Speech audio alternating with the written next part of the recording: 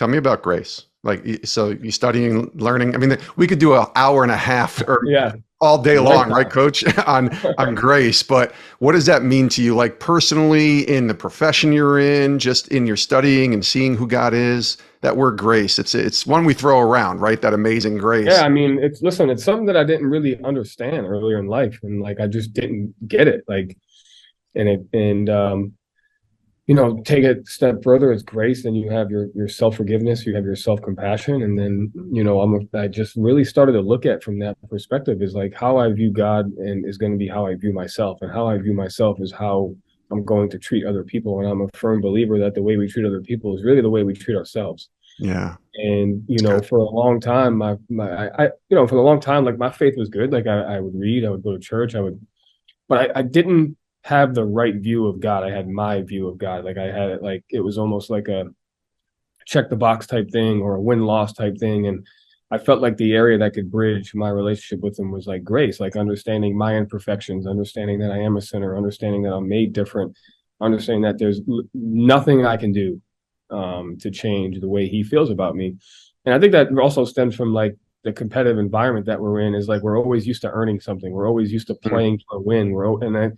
I just grew up that way is like competitive. Everything there's a win or loss to everything, and so when you apply that competitive nature to your faith, it just creates a lot of, for me, anxiety, stress, and like just separation from Christ. And so when I was able to really go down the road to grace and understanding that I can't earn it, I don't have to be competitive.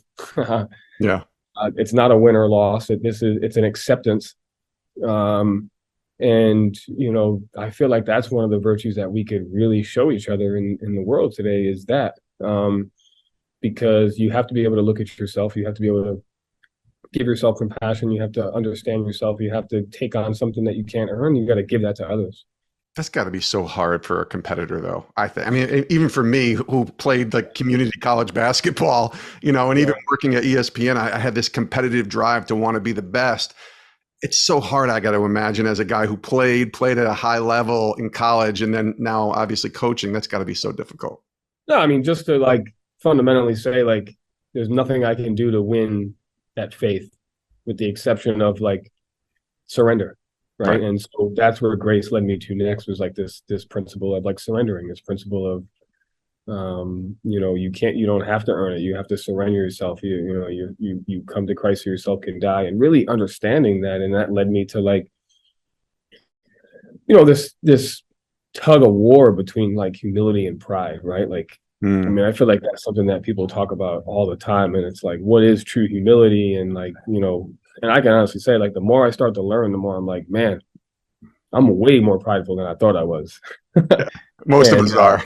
yeah, and I'm nowhere near the humility that Jesus talks about, but it's the process towards that. It's understanding how to get to those things. And so that was like the natural progression was like, I grew up Catholic, I grew up in the church, um, you know, and then I went from that to like I really had to understand grace. And then when I had the ability to understand grace, I understood surrender. When I understood surrender, I understood like the balance of pride and humility, where it plays into my heart and where it plays into my relationship with Christ. And I think we all have to be selfish in our relationship with God because we're a reflection of how we treat ourselves, and we're a reflection of how we view God.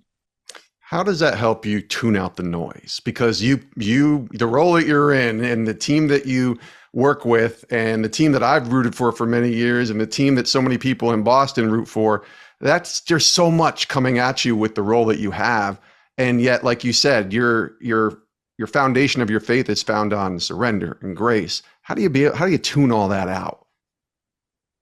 Funny, I don't think you can. I don't think you tune it all out. Jesus didn't tune it out. Like Right. he disappeared for moments at times for prayer, for meditation, whether it was a day or 2 days or 3 days, but then he also inserted himself right in the middle of the noise.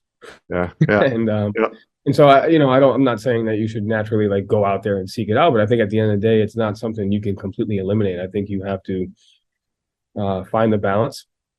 I think you have to understand the position that you're in, but I think it comes down to just that commitment to like this is exactly where God has brought my family and I. It's exactly where we are, and whatever happens here is exactly what's supposed to happen along the way.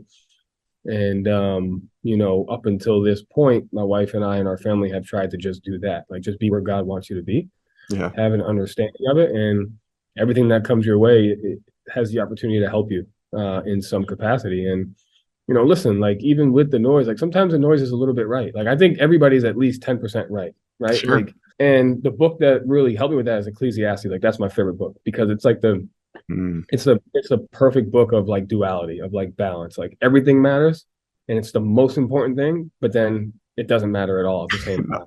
Yeah. Ultimately, Right. And it's so and the contradicting part is just so hard, though. so hard. And so, but that's the book that I always go to. Yeah.